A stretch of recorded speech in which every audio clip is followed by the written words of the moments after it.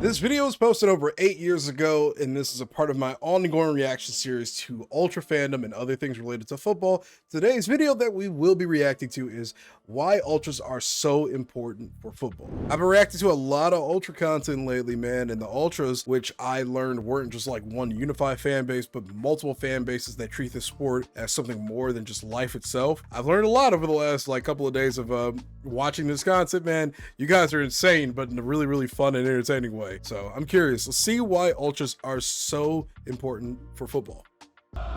We see Ultras all around the world. Bosnia, India. From the frightening to the incredible. They are clearly the beating heart of many football clubs. But they're also a source of controversy. So we decided to break it down once and for all. What is an Ultra? And what do they do? It's actually crazy seeing how many crowds and groups just form. Like, brother is on he's on a mobility scooter with a flare in his hand. This is dedication. We've all grown used to scenes like this out of Italy and Germany. Scenes from this to this in the MLS. Bro, what? Wait, we do that in the MLS? What? Wait, hold on. Do we have Ultras here? That's the first I've ever heard of it. MLS, the glory of the Balkans, and also so American. See them portrayed as criminals for moments like this. Oh my God. But what are Ultras and what do they do?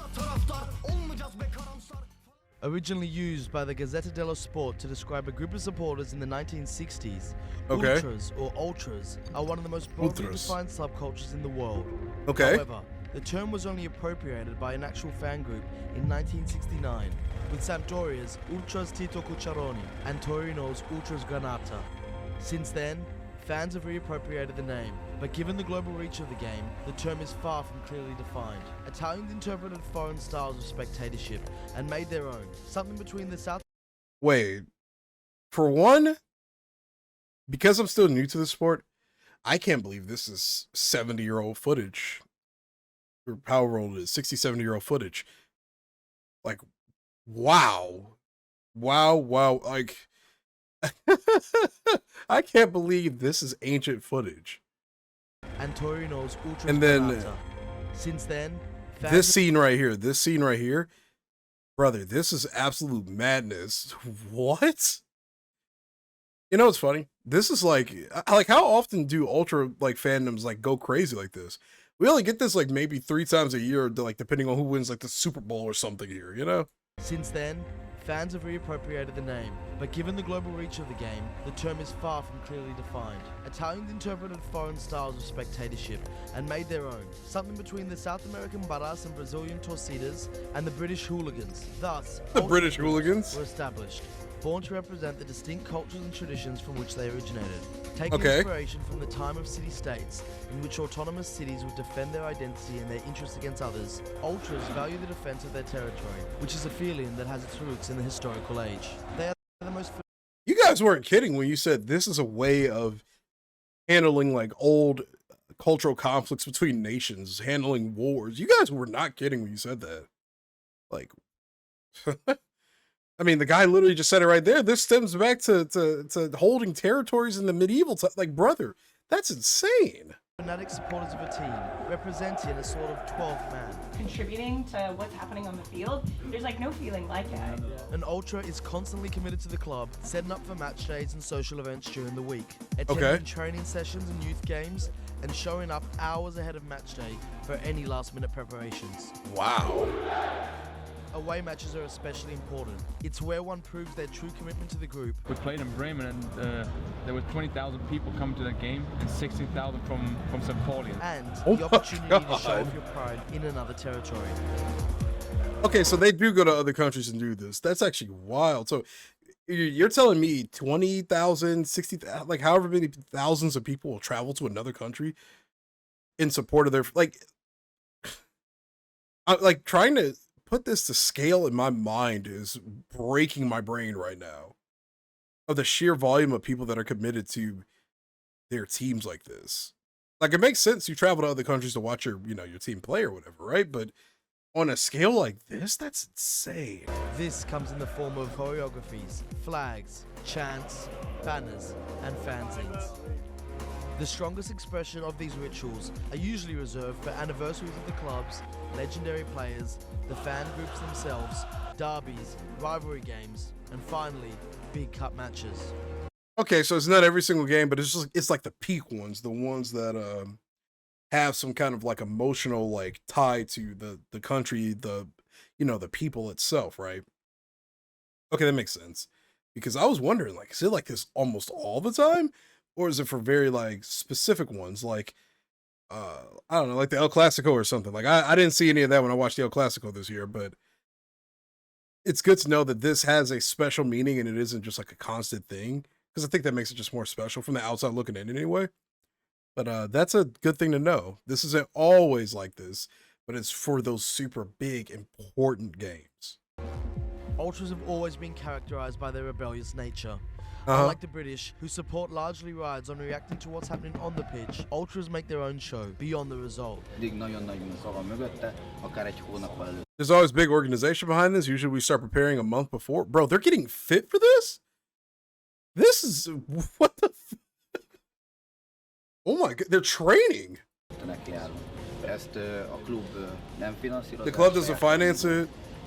We use our own resources, both time and money-wise.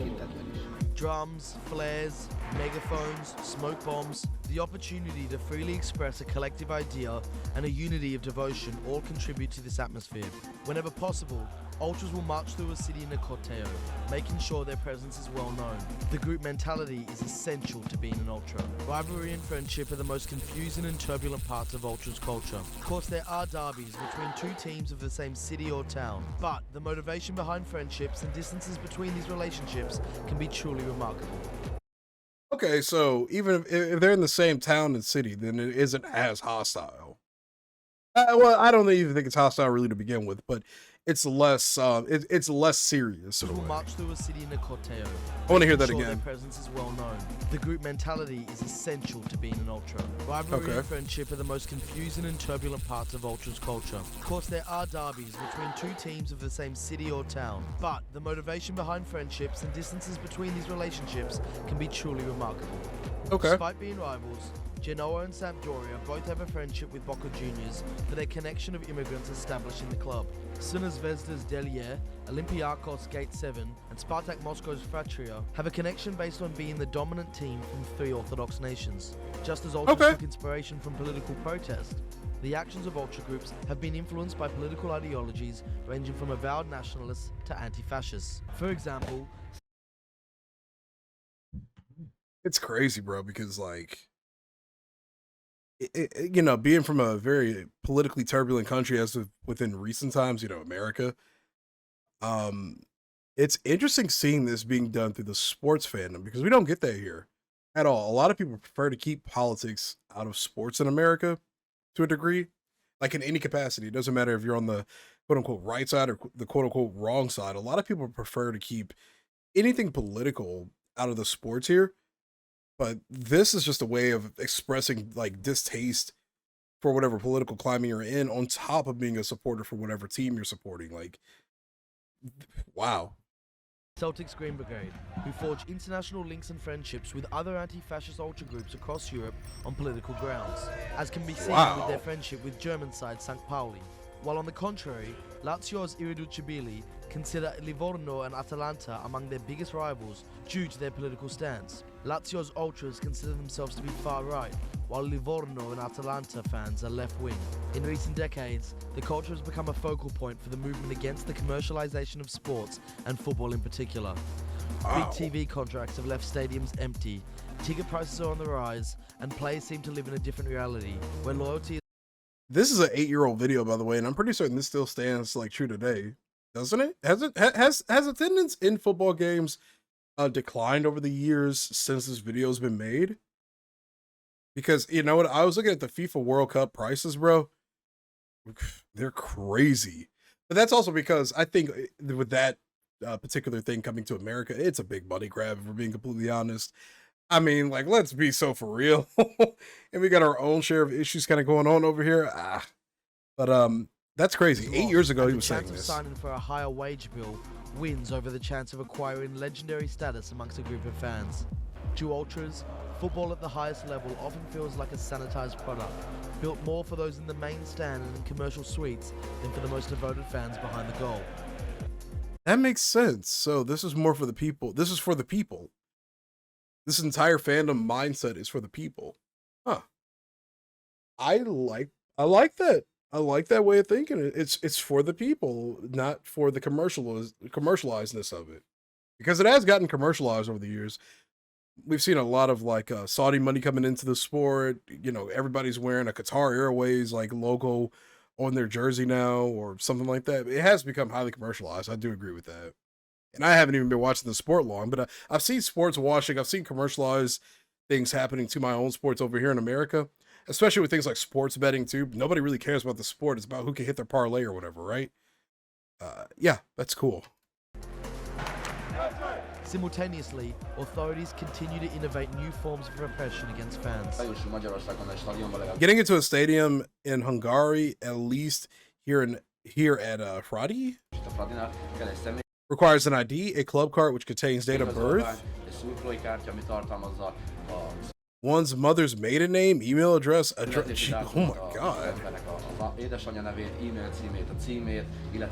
and also your palm print. You know, I was initially I was gonna say, well, they're probably just doing that for safety reasons at this point, right? But the palm print is nuts. I guess they want to keep track of you if you kill somebody. Bans on pyro, megaphones and drums, bans on standing room and away travel have had little to no impact of instances on stadium violence. Today, maneuvering the minefield of stadium laws has become a nightmare. These laws have been introduced under the guise of reducing instances of violence at football, but have largely had the adverse effect of killing the atmosphere at many grounds. The fringe elements of these groups who seek out physical confrontation continue to operate, as security forces hopelessly seek to curb it through football-specific legislation. This has left fans... Okay, so it's kind of a weird thing of like, no amount of taking away everything is going to stop the violence at these events, because I kind of can agree that you probably don't want people getting killed and like beat up like often at your events, but you also can't ban drums and megaphones. Like, come on, man. Like what? That's not going to stop anybody from throwing a haymaker at all. Like, I can see both sides of it to a degree, but I'm more on side with the people, I think, because at the end of the day, you're taking away a lot of the love and the atmosphere for the game. Feeling criminalized, suspicious that states and corresponding football federations would rather see them banished from the game. Whatever your club or political affiliation, the breadth of ultras culture around the world is a testament to this beautiful game. At times, this passion can escalate into violence, but this is not an ultras problem, but a societal one. An ultras group's existence revolves around intense, coordinated support for their team through vibrant displays during matches, making noise on the terraces, and highlighting, publicizing, and furthering issues affecting their local territory and in solidarity with other supporter communities. Okay. In Egypt, the ultras of Al Ahly and Zamalek have largely been credited for their pivotal role in the uprising of the Egyptian revolution. These are just a small number of the incredible initiatives regularly organized by nearly every ultras group in the world. Like all groups, ultras are hard to stereotype and even harder to define.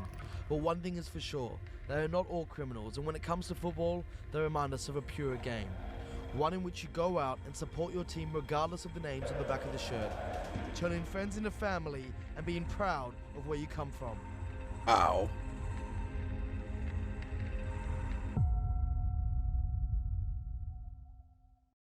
I mean, I don't even know what to say. The comments that said that this is really a way for people to also express their opinions on political freedom, freedom of speech, whatever. Like, bro, I really did not know it ran this deep. I didn't know it was this serious. Like, I've seen crazy fandoms. I've seen over the top lovers of their individual clubs, teams, whatever federation, sport, anything. I've seen a lot of chaotic stuff over the years, but I've never seen anything like this before. To think that an entire fandom led to the eventual Egyptian revolution is just so wild. I'm glad I'm learning about this. I can't even comprehend how like deep this runs. Well, I think I have a better understanding now of why ultras are important to football. I'm definitely going to still be reacting to more ultra content down the line, but this is a treat. Thanks for, suggesting this to me, guys. I really appreciate it. And if you enjoyed this video, leave a like on it. Let me know what you will want me to react to next. I'll have a pinned comment where I would like for you to all leave your suggestions there, just so I can keep everything nice and organized. But hey, this is me, your boy Jay. I'll catch you in the next reaction video, guys. Hope you have a great day.